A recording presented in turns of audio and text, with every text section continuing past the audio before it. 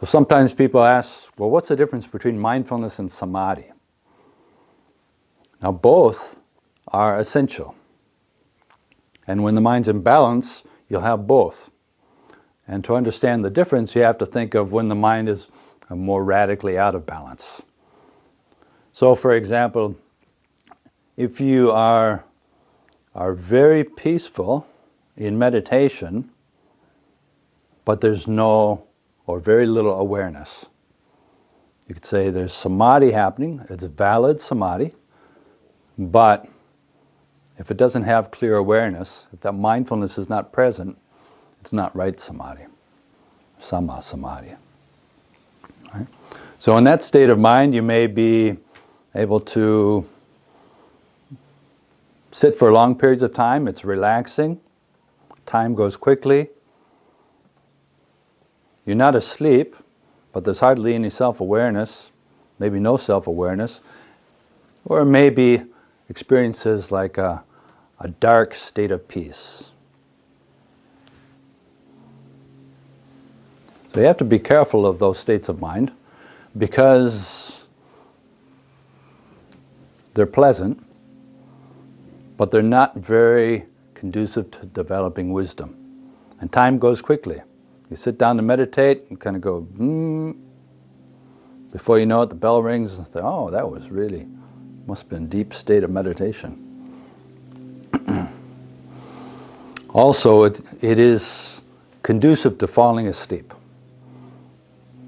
If there's not self-awareness, you don't really know when you're drifting off to sleep, right? Because it feels peaceful, you're not agitated, but you're sort of just like, you're not daydreaming, but just sort of zoning out. And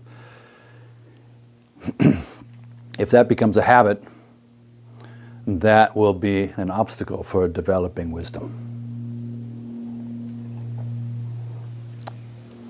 So that would be an extreme of having samadhi, but very little or no mindfulness. But now if you have only mindfulness and no samadhi, then you're very clearly aware, but you're not peaceful. Right? If you're only developing samadhi, it would be like, I'm totally aware of the present moment. Seeing, hearing sound, or there's a thought, I feel a physical sensation, there's a lot going on in the present moment, I'm aware of everything, there's so much happening, I'm aware of all this, right? It's a thought, mood, emotion, sound, another thought, seeing, hearing, it's going around, the senses very aware, but it's not at all peaceful, it's like jumping around. Samadhi is the quality that just allows it to kind of be still and aware. So there's no valid meditation technique that only develops mindfulness and not samadhi. Otherwise, no one wants to end up like that. I'm so mindful. Yeah, but be frenzied. So when the mind's in balance, it has to be both kind of a stillness, is like the mind is able just to be still and clearly aware, right?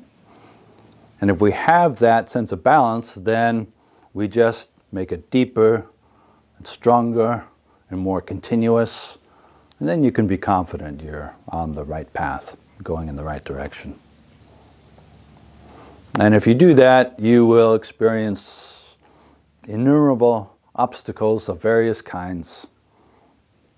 And then you have to use your own creativity and wisdom to overcome those obstacles. And once you get a taste for when the mind's in balance, then you see how easily it gets pulled out of balance. This thought gets pulls it out of balance. So this fear suddenly arises. This worry suddenly arises. It pulls it out of balance. And you see it more clearly. Once you have that taste of the mind being in balance, then you more clearly see everything that's not in balance. Whereas previously it was mostly out of balance almost all the time. And you don't really know that. Well, when you get a sense of, oh, this is what it feels like when the mind's in balance, then when it gets pulled out, you recognize, that line of thinking pulls me out of balance and it's unpleasant. When the mind's in balance, it feels nice. It feels right. It's like it's peaceful and it's clearly aware, and there's intrinsic pleasant feeling that arises from that. It's like, okay, this is good. And you experience that and you think, okay, now my life will always be like this. And then within 10 seconds later, like worrying about the future, and say, wow. And then you see how unpleasant it is to be pulled out into worries and say, well, why does that happen? And then you start to understand what the cause is. Why does that happen? Why do I get pulled into planning the future? Oh, it originates in fear and insecurity. And you start to look and to recognize, where does that fear and insecurity come from? What are the causes of that? And then you start to be able to unravel it all.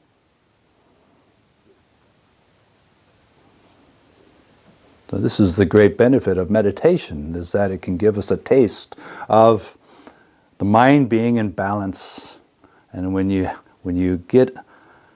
have that flavor, you know what that flavor is, then you clearly recognize all the things that bring it out of balance and take us away from that point.